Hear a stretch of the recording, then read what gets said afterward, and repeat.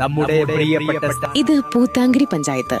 പഞ്ചായത്ത് തെരഞ്ഞെടുപ്പിന്റെ ചൂടിൽ കത്തി നിൽക്കുമ്പോൾ പൂത്താങ്കിരിയും ഒട്ടും പിറകോട്ടിൽ നിന്ന് നമുക്ക് ഇവിടെ നിന്ന് മനസ്സിലാക്കാൻ സാധിക്കും. വരൂ, നമുക്ക് തിരഞ്ഞെടുപ്പിന്റെ ചൂടിന് വിശേഷങ്ങൾ സ്ഥാനാർത്ഥികളോട് തന്നെ ചോദിച്ചറിയാം. അപ്പൂപ്പ, നമ്മുടെ സ്ഥാനാർത്ഥി എങ്ങനെയുണ്ട്? മെസ്സി കൊച്ചനെ കുറിച്ച് പറയുമ്പോൾ മെസ്സി കൊച്ചൻ ഞങ്ങളുടെ കണ്ണിൽ ഉണ്ണിയാണ്. ഈ പഞ്ചായത്തിന്റെ മുത്താണ്. എന്താവശ്യത്തിന് വിളിച്ചാലും അവന് ഓടി വരും.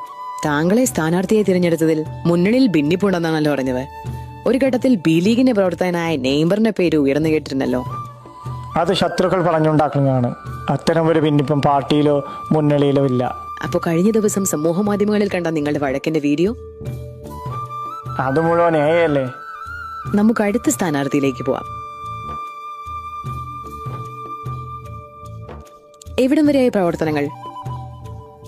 കഴിഞ്ഞ 10 വർഷത്തെ ഞങ്ങളുടെ പ്രവർത്തനം വളരെ മികച്ചതായിരുന്നു. അത് ജനങ്ങളുടെ മനസ്സിലുണ്ട്. നിങ്ങൾക്ക് തന്നെ കാണാലോ, കൂത്താങ്കിരി എന്തു മാറ്റാൻ മാറിയത്. ന്യൂയോർക്കിനെ വെല്ലുന്ന സൗകര്യങ്ങൾ അല്ലേ കഴിഞ്ഞ 10 വർഷം കൊണ്ട് ഞങ്ങൾക്ക് ഇവിടെ കൊണ്ടുവരാൻ കഴിഞ്ഞത്. കൂടാതെ യുവജനങ്ങളുടെ തൊഴിൽ നഷ്ടപ്പെടാതിരിക്കാൻ എഐക്കെതിരെ നടത്തിയ വിരോചിതമായ സമരങ്ങളും തുടങ്ങി അടുത്തട്ടിലേക്ക് ഇറങ്ങിച്ചെന്നുള്ള പ്രവർത്തനവും ഒക്കെ വോട്ടായി പ്രതിഫലിക്കും. നമുക്കിനി AJP സ്ഥാനാർത്ഥിയായ എംബാപ്പയുടെ ഇലക്ഷൻ വിശേഷങ്ങൾ ചോദിച്ചറിയാം. കിലിയേട്ടാ, ഇലക്ഷൻ പ്രവർത്തനമൊക്കെ എവിടെ വരെയായി?